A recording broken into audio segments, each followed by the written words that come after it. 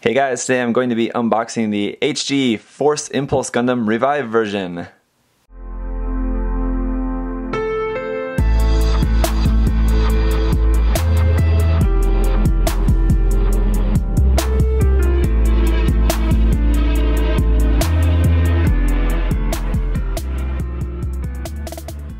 So this is a kit I know that a lot of people have been very excited about because the Force Impulse Gundam is a very popular design among Seed fans. This is, of course, is from Seed Destiny, of course, and people, even Seed fans, don't always like Seed Destiny. Seed Destiny, again, very polarizing series. A lot of people love it, a lot of people hate it.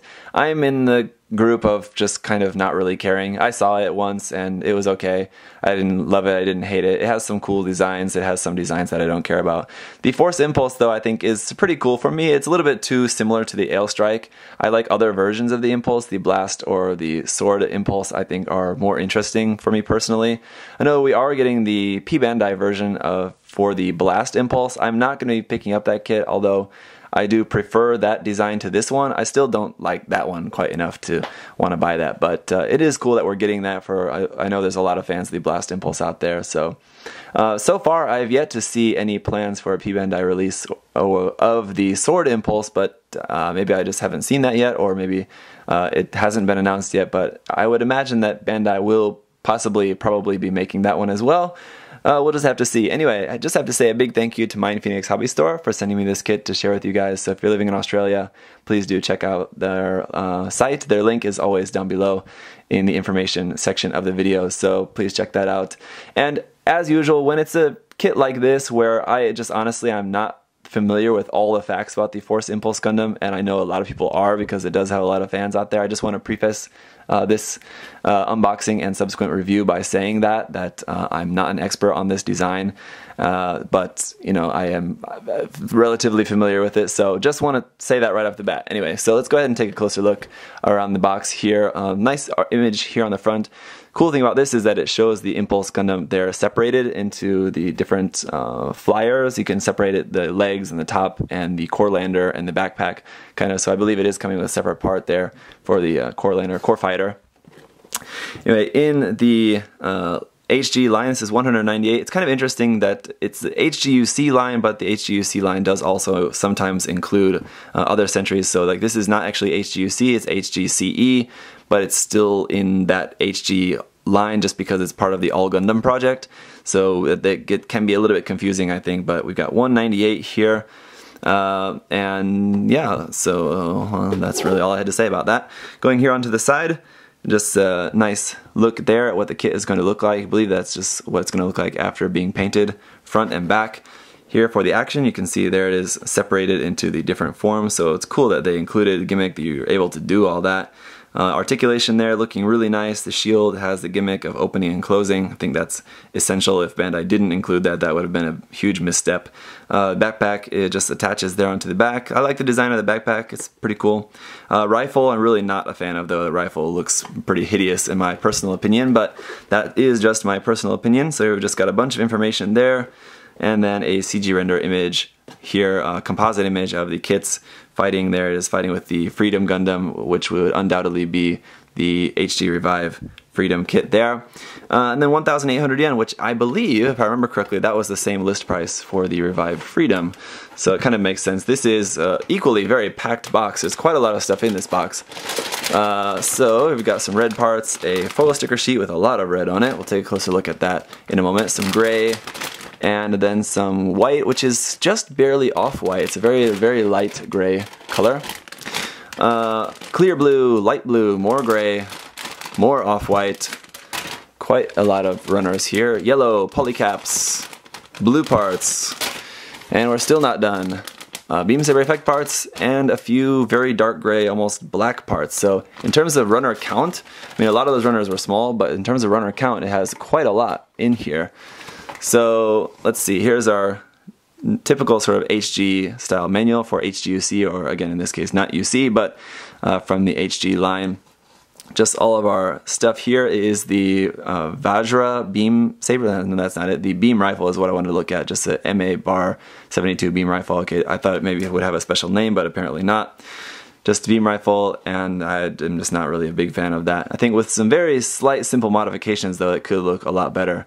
So, I don't know. Anyway, yeah, so there's that. Going back to the back, again, we're going to be seeing the same stuff we saw on the outside of the box. Different images and information talking about the gimmicks of the kit, and here of the Gundam and the storyline, and then our color guide there at the bottom. Opening it up to the middle, we're gonna have some more information here about the about the Force Impulse. There, all of that, some more just nice images showing off some of that fantastic posability there. Color page, we'll come back to that. We have 2 color pages, looks like. For our parts list, here we can see we're going to be using everything except for 4 polycaps. So that's good, not going to have anything left over this time. And so the construction is going to be starting off with the torso and head, then arms, left arm, and then, you guessed it, right arm, and then assembling the upper body, then moving on to the legs, feet, then left leg, right leg, waist section there, all pretty simple. Looks very very Revive style here for sure. Putting the lower body together to the upper body, then moving on to the backpack. Looks like very simple kind of core of the backpack, then adding the wings and stuff onto that. Mounting the backpack, then onto the weapons. The rifle is just going to be very few parts. Looks like 1, 2, 3, 4, 5, 6 parts, maybe 5 parts. Then beam sabers, and then the shield, open and close shield. So let's see, is that a actually sliding feature or parts forming feature? It looks like it's sliding, which is good, so that will be nice. It's kind of hard to tell just at the moment. Actually, no. That from the images, that does look like it's going to be parts forming, so not actually sliding, like you will have to actually remove and reattach those parts at different points on the shield. That's unfortunate, but let's go here look at our color pages. Here is about how to separate the kit and divide it here into these other parts. We can see there is our core fighter. Gonna have to fold up the arms, hold up that stuff. Kind of interesting shape of the arms there. Looks like it's doing some dance move. And then do that, folding up the legs, just kind of bending the legs strangely, similar to like the Wing Gundam, and then just mounting all this and all that. So, alright, let's go ahead and take a look at the runners. So starting off with our foil sticker sheet, we can see it would be relatively small if it was just small details here. We just got a couple yellow ones there, a couple of blue ones there, probably for cameras on the head.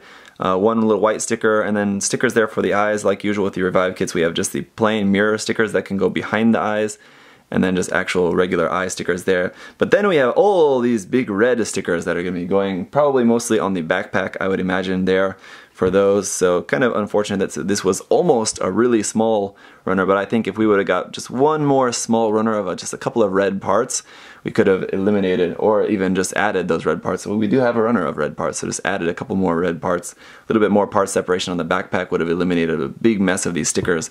But we'll keep that in consideration there when we go into the review. SP13 for our standard long type pink 1/44 scale beam saber effect parts. And then PC002 for our standard gray HG polycap runner here. Runner A1 here is going to be a very large runner of all of our white parts. And again, it's not quite white, it's slightly off-white. A lot of really nice details on here. We can see there for the shield, there's some parts there for like the core fighter and the fighter that kind of attaches onto the backpack as well. There's a whole bunch of armor parts. And this runner is labeled as HGCE 198 1/44 scale Impulse Gundam, so they had to label it 198 again because there is a previous version of the HGCE 1/44 scale Impulse Gundam. And again, interesting that this is just marked Impulse Gundam, not specific to any of the different versions, Force Impulse, Blast Impulse, Sword Impulse, like that. So you can kind of tell just from this that this runner is specific to, or is not specific to any particular version. Like you can see just the way this runner is separated, like this section here, these parts can be replaced for a different version. One thing that looks really unsightly though here on the shield is this like handle that's just a molded detail in there. That looks really ugly. And then we do have a runner A2 as well, which is just a copy of this section here of the A1 runner. Then we have runner B1, which is just a standard gray, and it's going to be including some weapon parts as well as just mostly a lot of just like kind of joint parts and things like that here on this runner. So you can see this runner as well is also very strangely shaped and strangely segmented so that they can use this for different versions of the kit. Then we do also have a copy of this section here for runner B2. Then we have runner C1, which is just going to be this just kind of standard blue color there for the torso, shoulders, and then I think on the legs as well, just some blue highlights there. And then we also have runner C2 from here. C2 is in this very light blue, kind of periwinkle blue kind of color for just a couple other parts here as well. Then runner D1 here, another very strangely shaped runner. And interesting, we only have D1, there is no D2. But this is obviously all of our red parts here. Some parts for the backpack, shield, torso, face, and feet. Then runner E is just this very dark gray, practically black color here for the backpack. And this one is pretty much just all parts here for the backpack. Now, this is the first runner to have a marking on it that is specific for the Force Impulse. This one says HGCE 198, 144 Force Impulse Gundam. So this is the only runner so far. We do have a couple left, but the only one so far that is specific to this version. Then we have runner F1 is just our yellow runner, just a couple pieces there for the V-fin, chest vents, and a cross on the shield. Then we have runner F2, which is just a very small runner here, just a clear green part there for the eyes. And both of these also just marked Impulse, not Force Impulse, so just that one runner there, the black one there for the backpack, was the only one that is marked specifically for this kit. So that's it for unboxing the HG Revive Force Impulse Gundam. Again, I've only been impressed with the Revive kit so far, so definitely looking forward to checking this one out. And I know there are a lot of Force Impulse fans out there, so hopefully you guys will find this unboxing and review helpful or interesting for you guys. So if you do have any other questions, leave those down below. Let me know what I left out in terms of interesting details about the Force Impulse Gundam. And I'll see you guys in the review. Thanks for watching. Bye-bye.